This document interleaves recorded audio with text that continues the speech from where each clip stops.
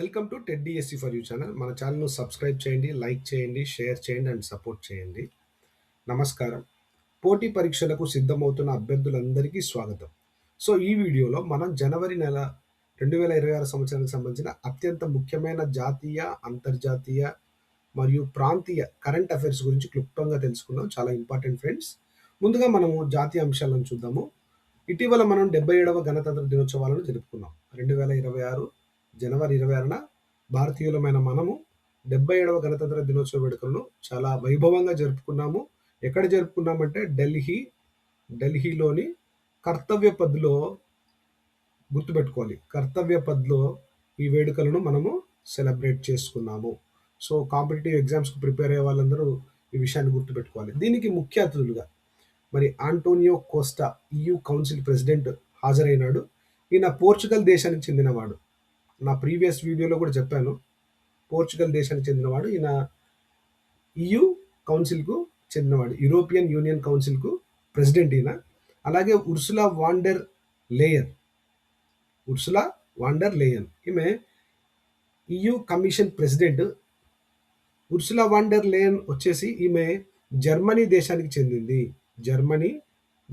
చెందింది. సో గుర్తుపెట్టుకోవాలి. అలాగే మరి ఈ 77వ గణతంత్ర దినోత్సవాలకు థీమ్ ఏంటంటే 150 ఏళ్ల సందర్భంగా వందే మాతరం రాసి, మన బంకిం చంద్ర చటర్జీ గారు 150 ఏళ్ళు అయింది వందే మాతర గేయం రాసి. సో అది మన జాతీయ గేయము. ఆ సందర్భంగా థీమ్ని ఏమని సెలెక్ట్ చేశారంటే వందే మాతరం ఆత్మనిర్భర్ భారత్ అన్నటువంటి థీమ్ను సెలెక్ట్ చేశారు. సో ఇక్కడ కూడా మరి కాంపిటేటివ్ ఎగ్జామ్కి సంబంధించిన బిట్ రావడానికి అవకాశం ఉంది.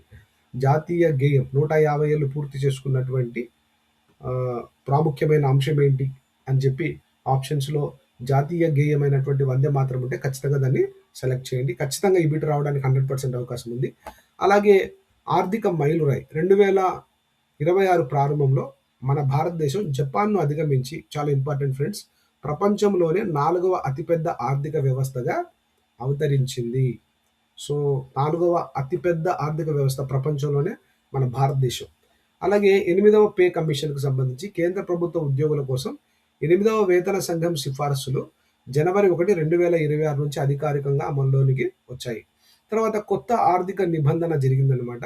క్రెడిట్ బ్యూరోలు ఇకపై ప్రతి 7 రోజులకు ఒకసారి క్రెడిట్ స్కోర్ను అప్డేట్ చేయాలని RBI ఆదేశించింది. అలాగే అంతర్జాతీయ అంశాలు చూద్దాము. మరి యునైటెడ్ నేషన్స్ ప్రకటన ఉంది ఇందులో. చాలా ఇంపార్టెంట్, వెరీ వెరీ ఇంపార్టెంట్. ప్రతి కాంపిటేటివ్ ఎగ్జామ్లో ఇట్లాంటివి వస్తూ ఉంటాయి. ఐక్యరాజ్య సమితి 2026వ సంవత్సరాన్ని అంతర్జాతీయ పచ్చిక భూములు మరియు పశువుల కాపరుల సంవత్సరంగా ప్రకటించింది. International year of rangelands and పాస్టోరలిస్ట్స్గా ప్రకటించింది అనమాట. అలాగే ఇది గుర్తుపెట్టుకోండి ఫ్రెండ్స్, ఖచ్చితంగా రావడానికి అవకాశం ఉంది. 2026ను UN ఏమని ప్రకటించింది అంటే అంతర్జాతీయ పచ్చిక భూములు మరియు పశువుల కాపరుల సంవత్సరంగా ప్రకటించింది. అలాగే సెకండ్ అంతర్జాతీయ అంశాలకు సంబంధించి వరల్డ్ ఎకనామిక్ ఫోరం WEF దావోస్లో సదస్సు జరిగింది ఈ 2026 సంవత్సరంలో. WEF యొక్క సదస్సు 2026 ఎక్కడ జరిగిందంటే దావోస్లో జరిగింది. సో దీని థీమ్ ఏంటి, WEF థీమ్ ఏంటి ఈ సంవత్సరం అంటే ఏ స్పిరిట్ ఆఫ్ డైలాగ్. చాలా important. A spirit of dialogue WEF theme 2020 సంవత్సరానికి గాను వరల్డ్ ఎకనామిక్ ఫోరం యొక్క థీమ్. అలాగే క్రీడలు చూద్దాము. ఆస్ట్రేలియన్ ఓపెన్ టెన్నిస్ 2026లో పురుషుల సింగిల్స్ను కార్లోస్ అల్క్రాజ్ నోవాక్ జకోవిచ్ పై విజయం సాధించినాడు. ఇతను మరి కార్లోస్ అల్కరాజ్ నోవాక్ జకోవిచ్ పై విజయం సాధించాడు. అలాగే మహిళల సింగిల్స్ విభాగంలో ఎలెనా రిబాకినా ఈమె అరియానా సెబలంకాపై విజయం సాధించింది. సో చాలా ఇంపార్టెంట్. లాస్ట్ టైం కూడా డిఎస్సిలో అడిగాడు. ఆస్ట్రేలియన్ ఓపెన్ టెన్నిస్ సింగిల్స్ పురుషుల విజయం ఎవరు సాధించారు పురుషులలో అంటే కార్లోస్ అల్కరాజ్ అని సెలెక్ట్ చేయాలి. అలాగే మహిళల సింగిల్స్లో ఎవరు గెలిచారు ఆస్ట్రేలియన్ ఓపెన్ టెన్నిస్ అంటే ఎలెనా రిబాకినా అని తెలియజేయాలి ఫ్రెండ్స్. మరి వీరు కార్లోస్ అల్కరాజ్ ఏ దేశానికి చెందినవాడు, అలాగే ఎలెనా రిబాకినా ఏ దేశానికి చెందినవాడు మీరు కామెంట్ సెక్షన్లో తెలియజేయండి. అలాగే ఖేలో ఇండియా వింటర్ గేమ్స్ కూడా జరిగాయి 2026లో. తొలిసారిగా ఇందులో ఫిగర్ స్కేటింగ్ను ప్రవేశపెట్టారు. ఖేలో ఇండియా వింటర్ గేమ్స్‌లో తొలిసారిగా ప్రవేశపెట్టినటువంటి మరి గేమ్ ఏదైనా ఉందంటే అది ఫిగర్ స్కేటింగ్ అనమాట 2026లో. తర్వాత ముఖ్యమైన రోజులు, జనవరి నెలలో ముఖ్యమైన రోజులు. ప్రతి కాంపిటీటివ్ ఎగ్జామ్‌లో ఇలాంటి ప్రశ్నలు చాలా వస్తా ఉంటాయి.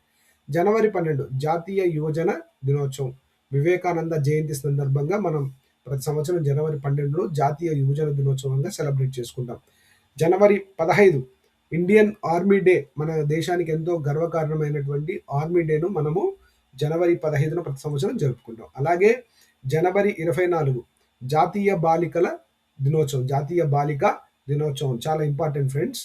జాతీయ బాలిక దినోత్సవం. ఇటీవల బాలికలకు సంబంధించి ఎక్కువ అవేర్‌నెస్ క్రియేట్ చేయాలని చెప్పి ప్రభుత్వం కృత నిశ్చయంతో ఉంది కాబట్టి అన్ని రాష్ట్ర ప్రభుత్వాలు, కేంద్ర ప్రభుత్వం కూడా ఈ బిట్ రావడానికి అవకాశం ఉంది. జాతీయ బాలిక దినోత్సవం జనవరి 24 ప్రతి సంవత్సరం జరుపుకుంటాం. అలాగే జనవరి 25 జాతీయ ఓటర్ల దినోత్సవం.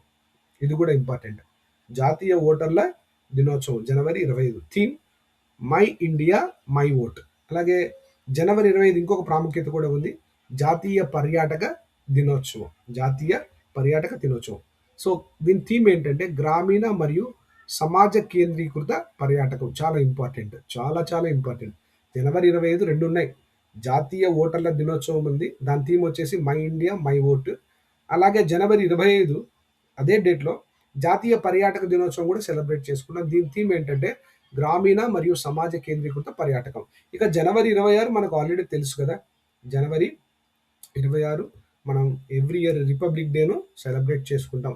ఇంకా ఏవైనా ముఖ్యమైన దినాలు జనవరి నెలలో ఉంటే కామెంట్ సెక్షన్‌లో తెలియజేయండి. ఫ్రెండ్స్ మన ఛానెల్‌ను సబ్స్క్రైబ్ చేయండి, లైక్ చేయండి.